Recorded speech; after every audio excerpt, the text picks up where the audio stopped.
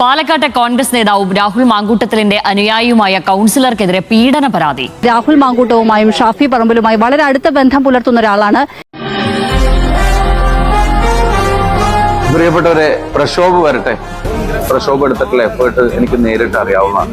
ചേർത്ത് പിടിക്കണേ, ചിഹ്നം കൈപ്പറ്റി നമ്മുടെ പ്രക്ഷോഭ് വരട്ടെ. പാർട്ടി എടുത്ത റിസ്കിന് പാർട്ടി ഫ്യൂച്ചറിലേക്ക് നടത്തുന്ന ഒരു ഇൻവെസ്റ്റ്മെന്റ് ആണ് രാഹുൽ എന്ന് പറയുന്നത്.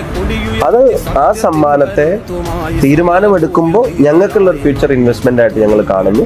പാലക്കാട് നഗരസഭാ കൗൺസിലർ പ്രശോഭ് സി വത്സനെതിരെ ലൈംഗിക പീഡന പരാതി. ദളിത് യുവതി പരാതി നൽകി. ജോലി വാഗ്ദാനം ചെയ്ത് പരിചയപ്പെട്ട ശേഷം ബലമായി പീഡിപ്പിച്ചെന്നും ഇദ്ദേഹം മത്സരിച്ചപ്പോഴാണ് ഈ ഏറെക്കാലമായി ഒളിവിലുണ്ടായിരുന്ന, അതായത് ലൈംഗിക പീഡന പരാതി പിന്നീട് കേസ് ഒക്കെ ആയപ്പോൾ ഏറെക്കാലം ഒളിവിലുണ്ടായിരുന്ന രാഹുൽ മാങ്കൂട്ടത്തിൽ പൊങ്ങിയത് പിന്നീട് പ്രക്ഷോഭിന് വോട്ട് ചെയ്യാനാണ്.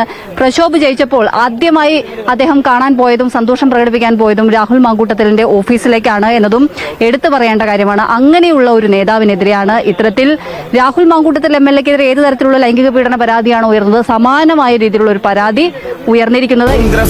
ഭാരതത്തിൻ മധ്യകോടി നെഞ്ചിലേറ്റി ചോര നൽകി ജീവനേകി കാത്തുവെച്ച.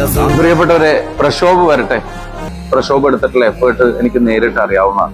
ഐക്യ ജനാധിപത്യ മുന്നണിക്ക് വേണ്ടി നിങ്ങൾ കൈപ്പത്തി അടയാളത്തിൽ അദ്ദേഹത്തെ വോട്ട് ചെയ്ത് വിജയിപ്പിക്കണമെന്ന് വിനീതമായി അഭ്യർത്ഥിക്കുകയാണ്. ചേർത്ത് പിടിക്കണേ, ചിഹ്നം കൈപ്പത്തി നമ്മുടെ പ്രക്ഷോഭ് വരട്ടെ.